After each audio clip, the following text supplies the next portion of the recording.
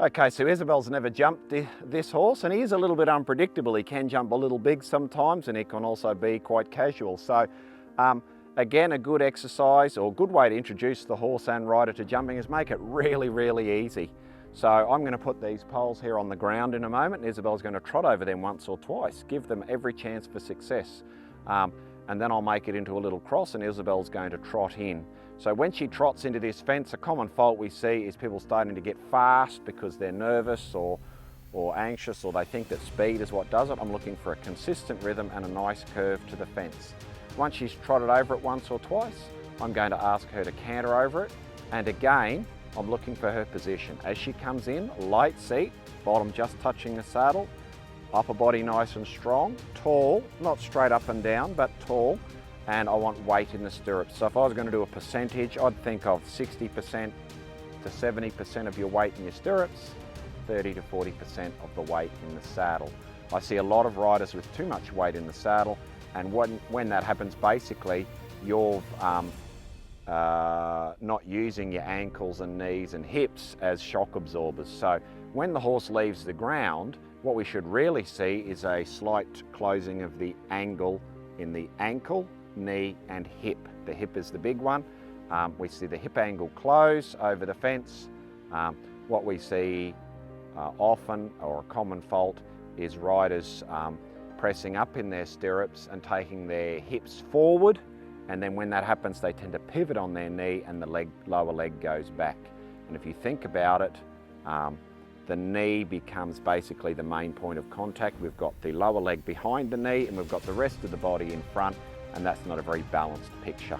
So again, Isabel's going to trot over the poles on the ground, then she'll trot over the cross, and then she'll canter over it a few times. She's going to concentrate on a rhythm, keep the weight in her stirrups, keep her eyes up. That's a nice trot, hands still. You can see in Isabel at the moment, her lower leg is again quite good. We want it nice and still. We want the lower leg just behind the girth. Feels like she's got to nag him a little bit there. Give me a little bit of a kick if you need to. Make him go forward and then keep your legs still. Canter right now, last one. Look to your rail and then eyes up, eyes up, eyes up. Good boy. Again, we're getting a better feel. Over the fence. The canter's a little dead. Keep cantering. Don't kick, just canter. Leg, tall, tall. Soft hands, a little bit more. You can see there the canter's not quite what we want. However, it's practice. Stop pulling so much with the right rein. Keep cantering. Feel with your left. 1, 2, 3, 4, 5. Already much better. Good with the lower leg. Just sit in the saddle a little bit. Left leg, 1, 2, 3, 4. You can see the inconsistencies in the line. Good boy, keep going. 1, 2, 3, 4. Stay a little wider here. Keep cantering. Look at your fence and eyes up and tall and press. Good. So we're looking for the rider. Don't throw your body forward. It's a little fence. You just need a slight fold at the hips. Keep coming. Leg still. Leg still. There it is. Good boy. You can see Isabel's starting to get a bit of a feel on him because we're doing the same exercise again and again and again.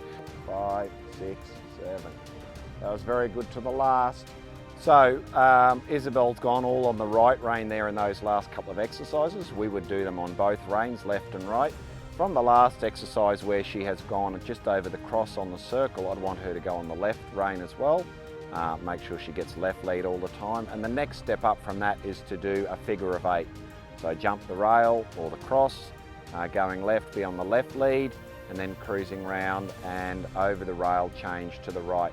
Now, if you're having trouble changing leads, say we're coming around here on the left lead, and I want to pick up right, then go a little bit further across your line.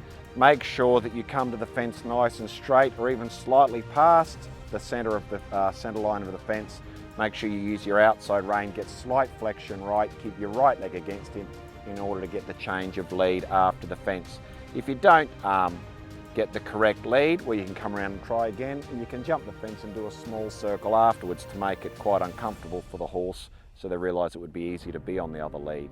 So how you approach the fence makes it easier to either keep the same lead or to change leads. You want to keep the same lead, tighten your line. Want to change lead, come a little bit wider and jump the other way.